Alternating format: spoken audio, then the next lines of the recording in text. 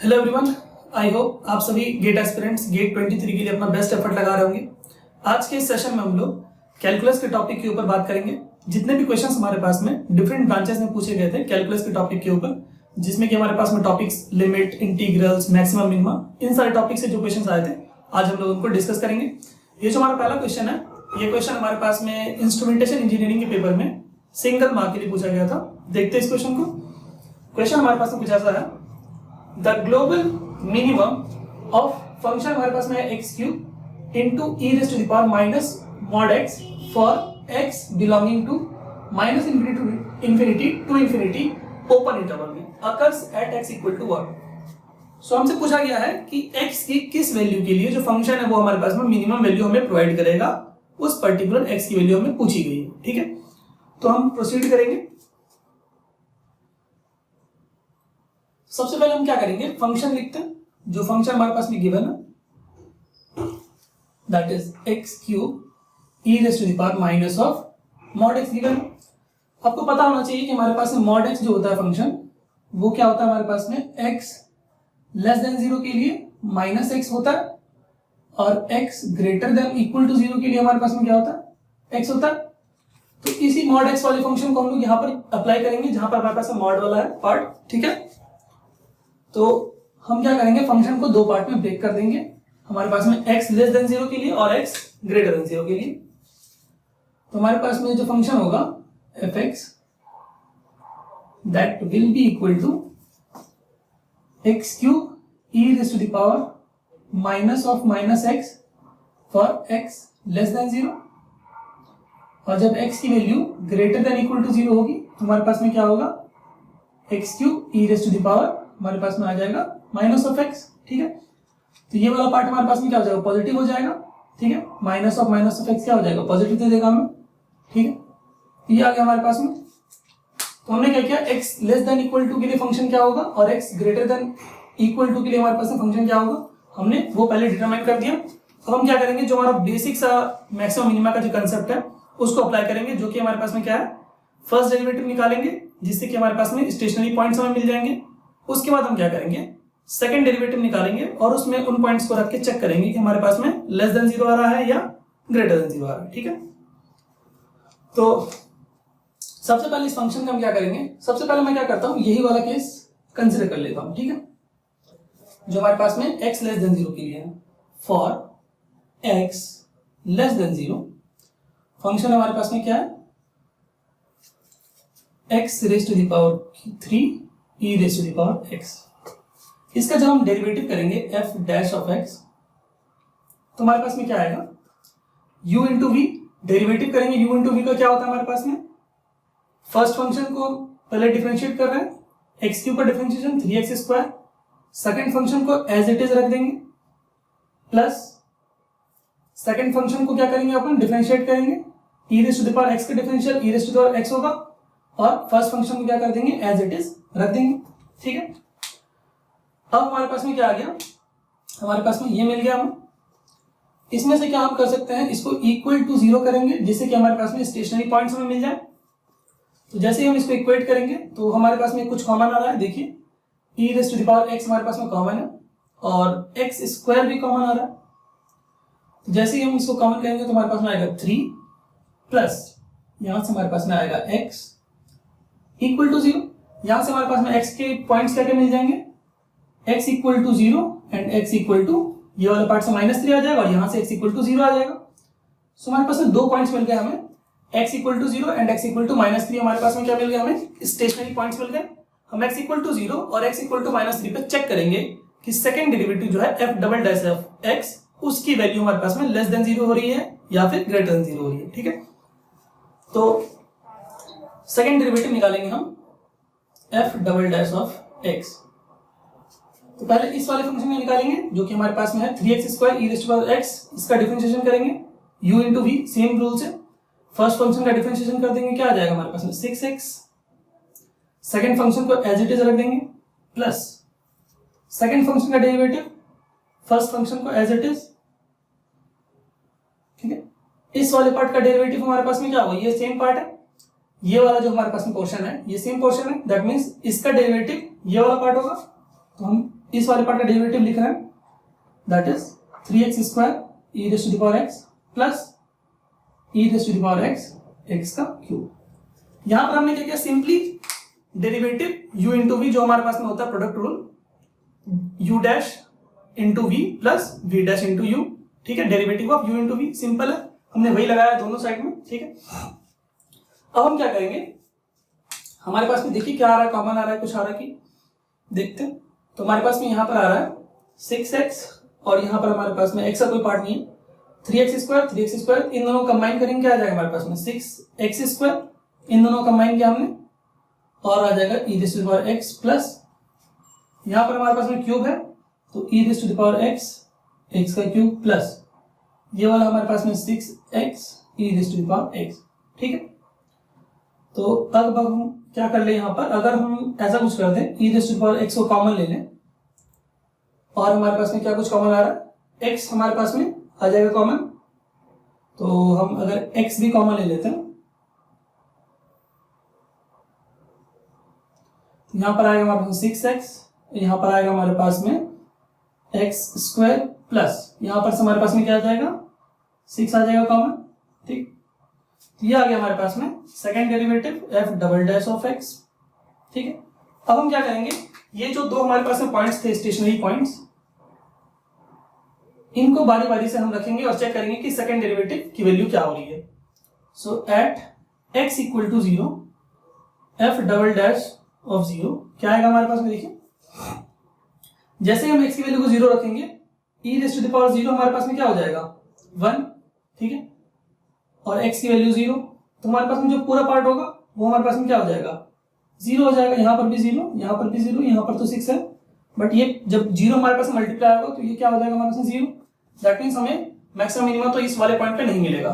But at x equal to जैसे ही हम रखेंगे -3 जो कि हमारे पास में सेकंड वाला पॉइंट है, that is f double dash of -3 क्या आएगा हमारे पास में e raise to the power -3, x की वैल्यू को -3 रखा हमने, ठीक है, 6 इंटू -3 प्लस हमारे पास में 3 का स्क्वायर -3 का स्क्वायर 9 प्लस 6, ठीक है। तो हमारे पास में क्या आएगा, देखिए यहां से आ रहा है हमारे पास में -18 9 6 15, ठीक है। तो यहां से हमारे पास में आ गया -3 e raise to the power -3, तो ये हमारे पास में कितना आ जाएगा -3 हो जाएगा, -3 और -3 क्या दे देगा हमें 9 दे देगा, सो this will B 9 upon e का क्यूब, ठीक है। तो 9 अपॉन e की वैल्यू हमारे पास में 2.71 समथिंग होती है, तो उसको अगर हम रखेंगे हमारे पास में यहाँ पर और उसका क्यूब करेंगे तो हमारे पास में आएगा 20.08, ठीक है। तो जैसे ही आप इस वैल्यू को कैलकुलेट करेंगे ये वैल्यू क्या आपको देगी ग्रेटर देन 0 आएगा, जो भी वैल्यू आएगी हमारे पास में उससे हमें कोई लेना देना नहीं है, ग्रेटर देन 0 आएगा, दैट मीन्स क्या मिलेगा हमें मिनिमा मिलेगा यहाँ पर, ठीक है। So that means at x equal to -3 हमारे पास में क्या मिलेगा, हमें एक मिनिमा मिलेगा, ठीक है।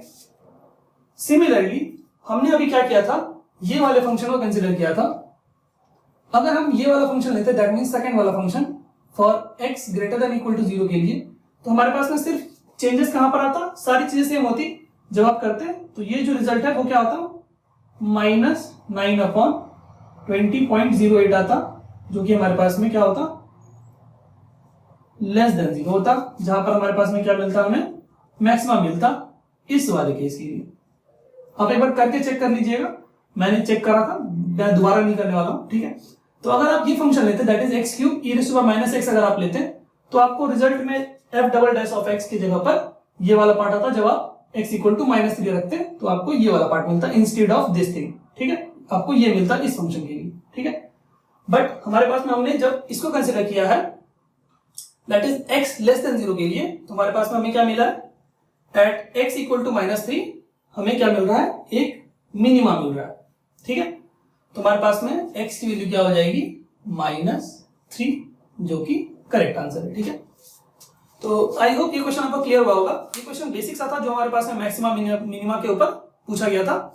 सिंपली हमें क्या करना था, स्टेशनरी पॉइंट्स निकालने थे और हमारे पास में हमें जो सेकंड डेरिवेटिव था फंक्शन का वहां पर रख के देखना था कि हमारे पास में फंक्शन मिनिमा दे रहा है या मैक्सिमा दे रहा है। ठीक है, आई होप ये क्वेश्चन आपको क्लियर हुआ होगा। सो जो हमारा नेक्स्ट क्वेश्चन है, ये क्वेश्चन हमारे पास में मैकेनिकल इंजीनियरिंग के पेपर में सिंगल मार्क के लिए पूछा गया था। देखते हैं इस क्वेश्चन को। क्वेश्चन हमारे पास में कुछ ऐसा है, गिवन एक इंटीग्रल की वैल्यू हमारे पास में गिवन है रूट अंडर पाई। इंटीग्रल हमारे पास में क्या है, minus infinity to infinity e raise to the power minus of x square dx. ठीक है, if a and b are positive integers, a और बी क्या है हमारे पास में पॉजिटिव इंटीजर्स बोल दिया गया हमें, the value of this integral is what. Integral हमारे पास में कौन सा है, minus infinity to infinity e raise to the power minus a x plus b का होल स्क्वायर डीएक्स की वैल्यू हमें निकालनी है। ठीक है, तो इसको हम कैसे प्रोसीड करेंगे, हमें किस इंटीग्रल की वैल्यू निकालनी है, minus infinity to infinity e raise to the power minus a into x plus b का होल स्क्वायर डीएक्स। इस इंटीग्रल की वैल्यू हमें फाइंड आउट करनी है और ये वाला पर्टिकुलर इंटीग्रल हमारे पास में गिवन है। तो हमें इस इंटीग्रल को कुछ ऐसे सब्स्टिट्यूट करना पड़ेगा और ट्रांसफॉर्म करना पड़ेगा जिसके थ्रू हम क्या कर सके, इस इंटीग्रल की वैल्यू को यूज कर सके इस इंटीग्रल को फाइंड आउट करने के लिए। ठीक है, तो अगर मैं यहां पर x प्लस बी को कुछ सब्स्टिट्यूट कर दूं, सपोज करिए मैंने x प्लस बी को t सपोज कर लिया, उस केस में क्या होगा हमारे पास में, dx will be equal to dt। हमने क्या किया, x प्लस बी को t सब्स्टिट्यूट कर दिया, उस केस में dx इक्वल टू dt हो जाएगा। और लिमिट्स की वैल्यू हमारे पास में क्या होगी, अगर हमने x प्लस बी को t सब्स्टिट्यूट किया है, तो अगर मैं x की वैल्यू को माइनस इन्फिनिटी रखूंगा तो t की वैल्यू क्या होगी, माइनस इन्फिनिटी होगी। x की वैल्यू को जब मैं इन्फिनिटी रखूंगा तो t की वैल्यू क्या होगी, इन्फिनिटी होगी। दैट मीन्स लिमिट्स जो है विल रिमेन अनचेंज्ड। ठीक है, so e raise to the power minus a, x plus b को मैंने क्या पुट किया है, t, so this will be t square dt। अब अगर मैं इस वाले इंटीग्रल को इस पर्टिकुलर इंटीग्रल से कंपेयर करूं तो हमारे पास में क्या आएगा, सिर्फ हमारे पास में ये a का जो है और यहाँ पर यहाँ a नहीं है, तो हमें क्या करना पड़ेगा, कुछ इस इंटीग्रल को कुछ ऐसा सब्स्टिट्यूट करना पड़ेगा जिसके थ्रू हमारे पास में ये वाला a जो है वो यहाँ से रिमूव हो जाए। तो हम क्या करेंगे, अगेन सब्स्टिट्यूट करेंगे इस स्क्वायर को हम क्या सब्स्टिट्यूट कर लेते हैं, सपोज कर लेते हैं m स्क्वायर। ठीक है, हमें क्या करना पड़ेगा, इस a को रिमूव करना है, इसके लिए हम क्या कर रहे हैं, स्क्वायर को m स्क्वायर अगर हमने सपोज कर लिया, उस केस में क्या होगा, 280 dt will be equal to 2m dm। ठीक है, 2 से 2 कैंसिल हो जाएगा, क्या बचेगा हमारे पास में, dt will be equal to m dm divided by 80। ठीक है, हमने अगेन सब्स्टिट्यूट किया है, इसमें सब्स्टिट्यूशन लगाया, अगेन स्क्वायर को हमने m स्क्वायर पुट किया है, तो हमारे पास में इंटीग्रल के जो लिमिट होंगे वो क्या होंगे, t की वैल्यू को जैसे ही हम यहाँ पर माइनस इन्फिनिटी पुट करेंगे तो m की वैल्यू क्या हो जाएगी, माइनस इन्फिनिटी। t की वैल्यू को अगर मैं यहाँ पर इन्फिनिटी पुट करूंगा तो m की वैल्यू क्या मिलेगी हमें, इन्फिनिटी। दैट मीन्स अगेन जो लिमिट होगी हमारे पास सब्स्टिट्यूशन के बाद वो क्या होगी हमारे पास में, विल रिमेन अनचेंज्ड। हमने क्या किया, 80 स्क्वायर को m स्क्वायर पुट किया, again the limits will remain unchanged. क्यों, क्योंकि जैसे ही हम t की वैल्यू को माइनस इन्फिनिटी पुट करेंगे m की वैल्यू भी माइनस इन्फिनिटी होगी और at t equal to infinity m will also be infinity. ठीक है, so e raise to the power क्या होगा हमारे पास में, 80 स्क्वायर की जगह हमने m स्क्वायर पुट किया है, dt की जगह पर क्या आएगा हमारे पास में, यहां से हम लिखेंगे m dm over a into T. अब हमारे पास में सारे टर्म्स क्या है, m के टर्म्स में है, बट ये t हमारे पास में एक्स्ट्रा आ रहा है, तो यहां से हम क्या करेंगे, t की वैल्यू को निकालेंगे। So 80 square equal to m square है, तो अगर मैं दोनों साइड रूट ले लूं, दैट इज पावर हाफ चढ़ा दूं, तो हमारे पास में क्या हो जाएगा, a t equal to m, so t will be equal to m upon root a। ठीक है, तो t की जगह पे मैं क्या लिख सकता हूं, m upon root a, m upon root a। So m से m कैंसिल हो जाएगा और हमारे पास में ये रूट यहां से कैंसिल हो जाएगा, तो 1/√a बचेगा नीचे में हमारे पास में, और minus infinity to infinity e⁻⁻m² dm बचेगा, यही बचेगा हमारे पास में।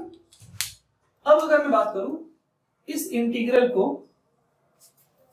सिर्फ हम, ये तो हमारे पास कांस्टेंट टर्म है तो ये तो बाहर भी लिख सकते हैं हम, ठीक है। अगर मैं इस इंटीग्रल को इस इंटीग्रल से कंपेयर करूं तो हमारे पास में आपको दिखेगा कि ये दोनों इंटीग्रल सेम है, सिर्फ यहां पर x है और यहां पर m है। तो इस इंटीग्रल की वैल्यू को मैं क्या लिख सकता हूं, √π, और यहां पर हमारे पास में क्या है 1/√a, so √π divided by √a which will be equal to √π/a, ठीक है। तो हमारे पास में यहां पर कांस्टेंट में था 1/√a, और हमारे पास में इस इंटीग्रल की वैल्यू क्या आई √π, तो हमारे पास में जो ओवरऑल आंसर हो जाएगा हमारे पास में क्या हो जाएगा √π/a, जो कि हमारे पास में ऑप्शन बी में हमें करेक्ट दिख रहा है। तो यहाँ इस पर्टिकुलर क्वेश्चन में हमने क्या किया, हमने दो बार सब्स्टिट्यूशन लगाया, एक बार हमने x प्लस b को t माना, उसके बाद हमने इंटीग्रल को सॉल्व किया और हमें यहाँ पर क्या मिला, at² मिला। इस a को इससे जब हमने कंपेयर किया इन दोनों इंटीग्रल को, तो ये जो एक्स्ट्रा a था हमारे पास में, इसको हमें रिमूव करना पड़ा। उसके लिए हमने क्या किया, at² को m² हमने पुट कर दिया, जिससे कि हमारे पास में ये जो a था ये हमारे पास में क्या हो गया, वो रिमूव हो गया, और हमने इस पर्टिकुलर इंटीग्रल की वैल्यू को यहाँ से कंपेयर कर लिया। तो हमारे पास में जो आंसर आ गया वो आ गया √π/a। आई होप ये क्वेश्चन आपको क्लियर हुआ होगा। सो जो हमारा नेक्स्ट क्वेश्चन है, ये क्वेश्चन हमारे पास में माइनिंग इंजीनियरिंग के पेपर में 2 मार्क के लिए पूछा गया था क्वेश्चन। देखते हैं इस क्वेश्चन को। क्वेश्चन हमारे पास में है, the value of the integral 0 to 1 x log 1 plus x dx is what. So इस क्वेश्चन में हमारे पास में जो कंसेप्ट यूज होगा, मैं पहले वो कंसेप्ट को आपको थोड़ा सा डिस्कस करता हूं। So integration of u into v dx equal to क्या होता है हमारे पास में, इनमें से कोई एक फंक्शन को अपन फर्स्ट फंक्शन और दूसरे वाले पार्ट को अपन सेकंड फंक्शन मानेंगे। सपोज कर लेता हूं मैं, फर्स्ट फंक्शन ये है, सेकंड फंक्शन ये है, सपोज कर लिया मैंने। तो क्या करते हैं अपन, फर्स्ट फंक्शन को अपन बाहर रखते हैं, integration of second function minus integration first function का क्या करना पड़ेगा, डेरिवेटिव, और सेकंड फंक्शन का हमारे पास में क्या होगा, इंटीग्रल हो जाएगा, ठीक है। और यहां पर होगा हमारे पास में dx, ठीक। तो इसको यूज करके हमें क्या करना पड़ेगा, यहां पर अप्लाई करना पड़ेगा जो हमारे पास में इंटीग्रेशन बाय पार्ट्स है। तो अगर मैं इस वाले पार्ट को यूज करूं तो कैसे मैं यूज करूंगा, देखिए। सो हमारे पास में जो इंटीग्रल गिवन है वो गिवन है 0 से 1, 0 to 1, 0 to 1 x log 1 plus x dx, ठीक। तो हमारे पास में सबसे पहले मैं क्या कर लेता हूं, यहां पर 1 plus x जो है उसको मैं सब्स्टिट्यूट कर देता हूं कुछ, जिससे कि हमारे पास में जो इंटीग्रल है वो आसान हो जाए। 1 plus x को मैंने t मान लिया, तो उसके इसमें क्या होगा, dx इक्वल टू dt हो जाएगा। और हमारे पास में जो इंटीग्रल की वैल्यू होगी, जो लिमिट होगी, वो कैसे चेंज होगी, x की वैल्यू को अगर हम 0 पुट करेंगे तो t की वैल्यू क्या होगी, 1। x की वैल्यू को मैंने यहां पर 0 पुट किया तो t की वैल्यू क्या होगी, 1। x की वैल्यू को जब मैं 1 पुट करूंगा तो t की वैल्यू क्या हो जाएगी, x की वैल्यू को जब मैं 1 पुट करूंगा तो t की वैल्यू क्या हो जाएगी, 2। तो जो हमारे पास में इंटीग्रेशन की लिमिट्स होंगी वो चेंज हो जाएंगी। पहले हमारे पास में 0 to 1 था, अब हमारे पास में क्या हो जाएगा, 1 to 2, ठीक है। और हमारे पास में यहां पर x है, तो अगर मैं यहां से x की वैल्यू को निकालूं तो क्या होगा हमारे पास में, x इक्वल टू t-1, ठीक है, यही होगा हमारे पास में।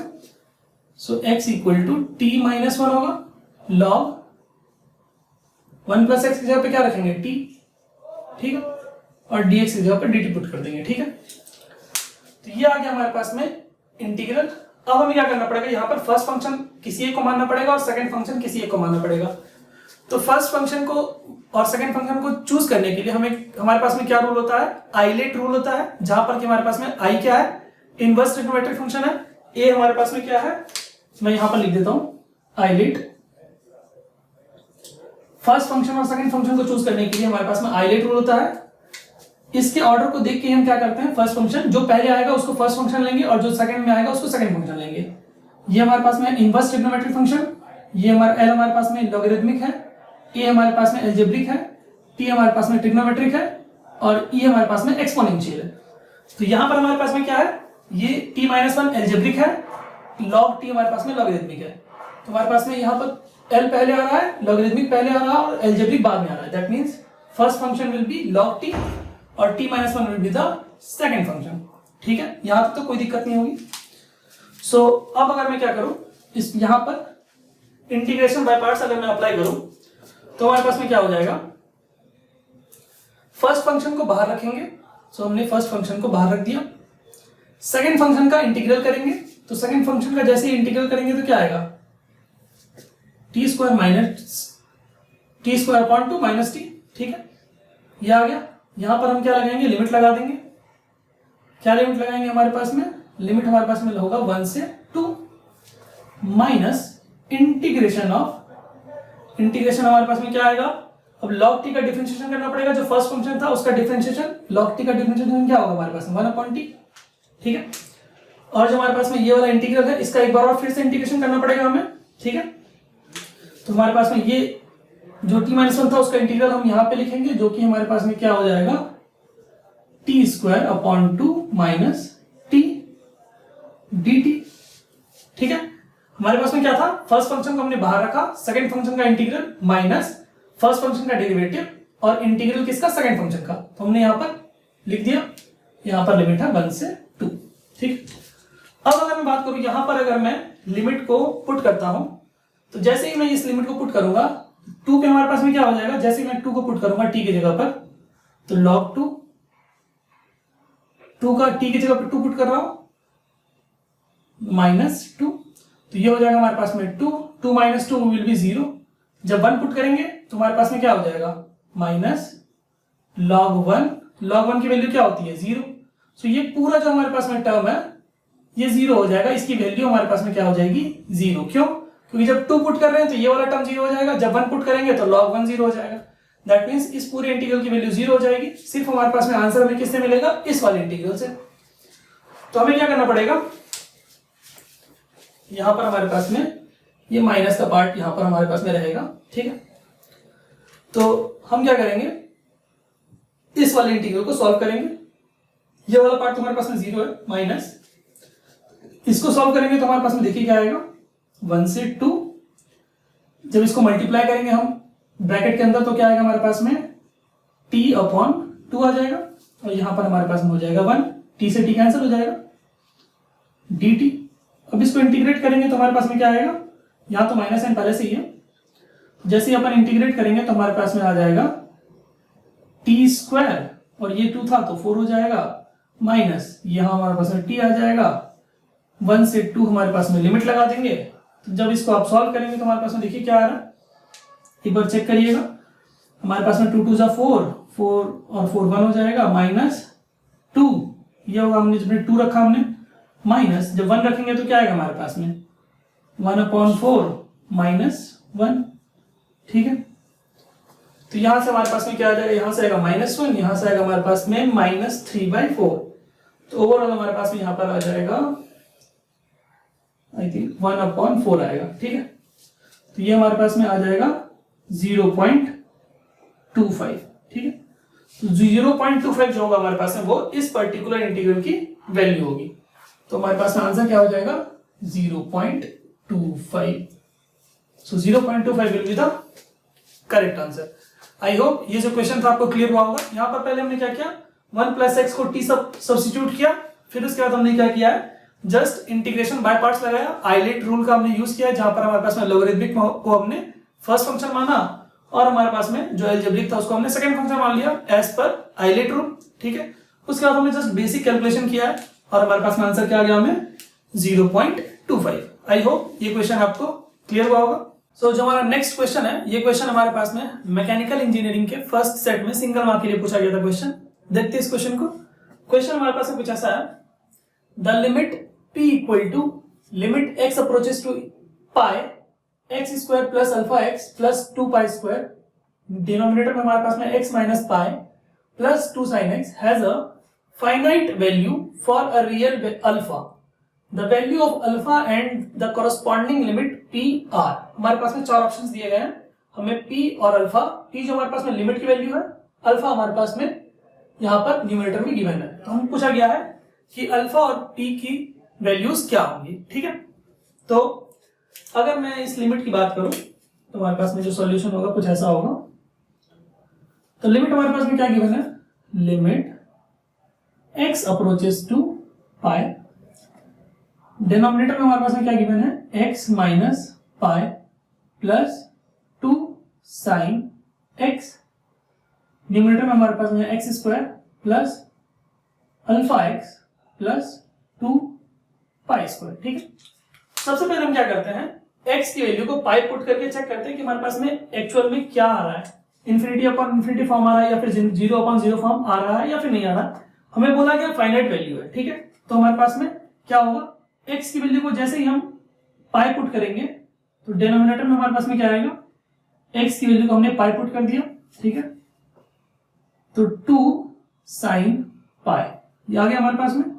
न्यूमरेटर में हमारे पास में क्या आ जाएगा, x की वैल्यू को जैसे हम पाई पुट करेंगे तो अल्फा इंटू पाई प्लस हमारे पास में 2 पाई स्क्वायर।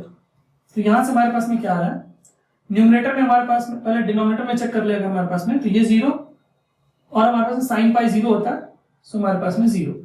सो डिनोमिनेटर में हमारे पास में क्या आ रहा है, 0 आ रहा है, ठीक है।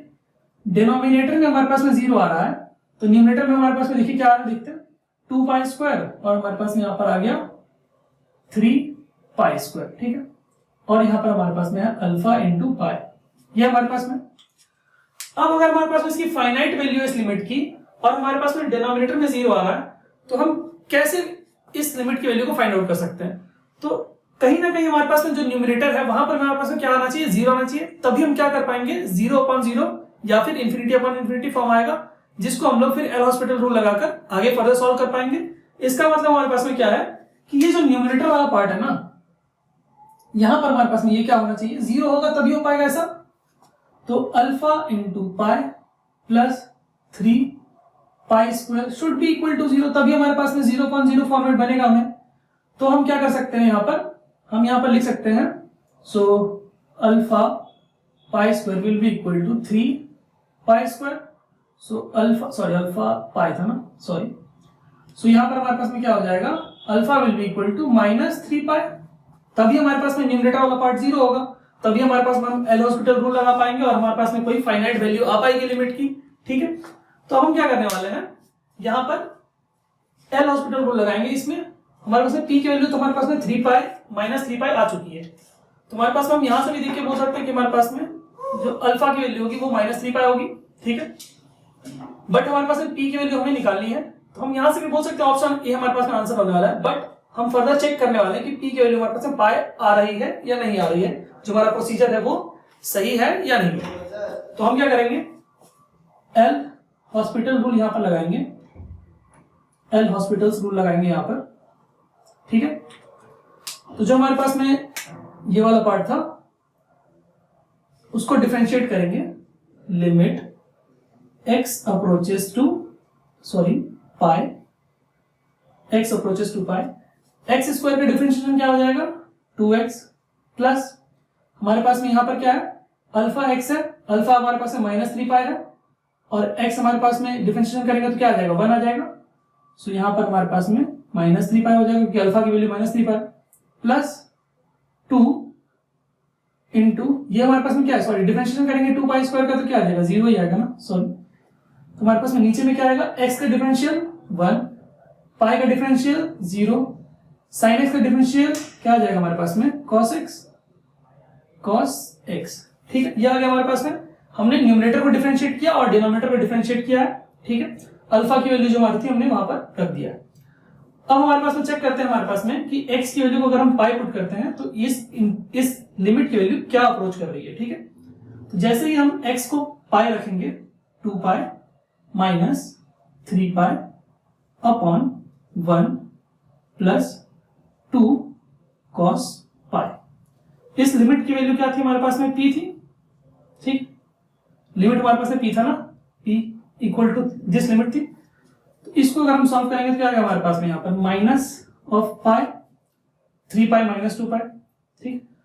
और हमारे पास में यहाँ पर क्या आ जाएगा, cos पाई की वैल्यू होती है -1, so 1 -2, so which will be equal to -pi, और यहां पर हमारे पास में आ जाएगा -1, so that will be equal to pi. So p की वैल्यू क्या आएगी हमारे पास में, पाई।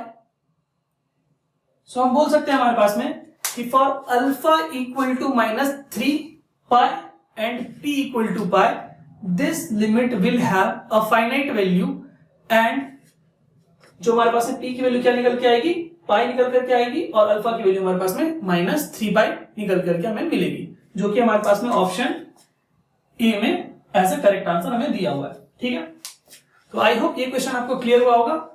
सो इसके नेक्स्ट सेशन में हम लोग क्या करेंगे, जो बाकी के बचे जो क्वेश्चंस थे हमारे पास में, जो कि I think textile fibre science के पेपर में, प्रोडक्शन के पेपर में, या फिर हमारे पास में इंजीनियरिंग साइंस के पेपर में पूछे गए थे कैलकुलस के टॉपिक से, हम लोग उनको डिस्कस करेंगे।